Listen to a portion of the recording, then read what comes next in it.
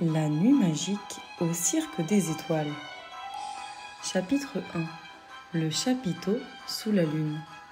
Un soir de printemps, alors que la lune brillait comme une veilleuse dans le ciel, un immense chapiteau rouge et or apparut au bord du village.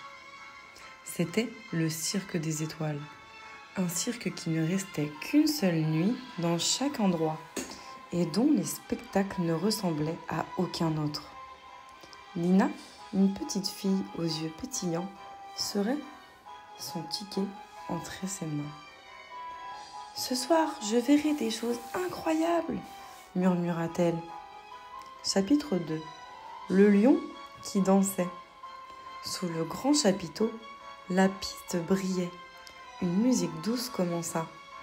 Un rideau s'ouvrit et un grand lion doré entra, en tutu rose. « Voici Léo, le lion qui danse le ballet !»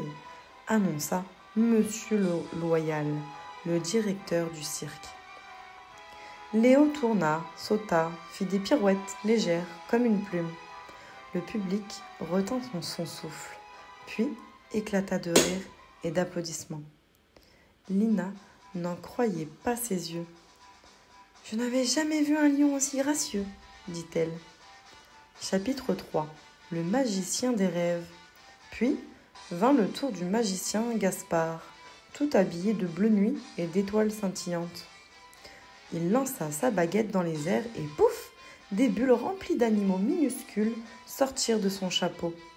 Un éléphant miniature, un zèbre qui trottait sur une bille, un dragon de fumée qui faisait des grimaces. « Ces bulles flottent dans les rêves de chacun !» expliqua-t-il à Lina en lui faisant un clin d'œil. « Ce soir, elles te suivront pendant ton sommeil. » Chapitre 4. L'éléphanto équilibriste. Au centre de la piste s'avança un petit éléphant gris nommé Paco.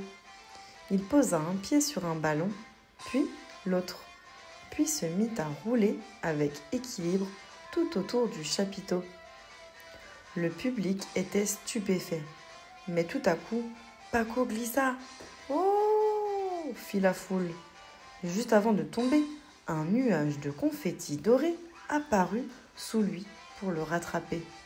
Paco atterrit doucement et fit une révérence. « Dans ce cirque, même les erreurs sont magiques !» murmura Lina, émerveillée. Chapitre 5. Les étoiles jongleuses. Les lumières s'éteignirent doucement, sauf un projecteur vers le ciel. Soudain, 3 étoiles descendirent du haut du chapiteau en virevoltant, comme des flocons brillants. Elles se mirent à jongler avec des lunes miniatures, des soleils en sucre et des nuages en coton. Lina en reçut un dans ses mains. Il était chaud comme un câlin. Une voix douce chanta. « Quand les étoiles dansent, les enfants rêvent. » Chapitre 6. Le dodo du cirque. À la fin du spectacle, Monsieur Loyal revint sur scène, cette fois avec un pyjama rayé. « Mesdames et messieurs, petits et grands, il est temps maintenant de plier le chapiteau et d'aller rêver. » Une grande couverture apparut au-dessus du public. Tout le monde était installé sur des coussins moelleux. Les animaux, les jongleurs, même le lion en tutu, s'étiraient et bâillaient. Lina s'allongea doucement, les yeux brillants. « Je reviendrai dans mes rêves, c'est promis !» murmura-t-elle. Quand Lina se réveilla le lendemain matin, le chapiteau avait disparu. Mais sur son oreiller, une plume dorée brillait doucement. Était-ce un rêve ? Ou était-ce vraiment la magie du cirque des étoiles ? Seule Lina le savait. Et chaque nuit, en fermant les yeux, elle retournait là-bas pour applaudir Léo le lion danseur, saluer Paco l'éléphanto et jongler avec les étoiles.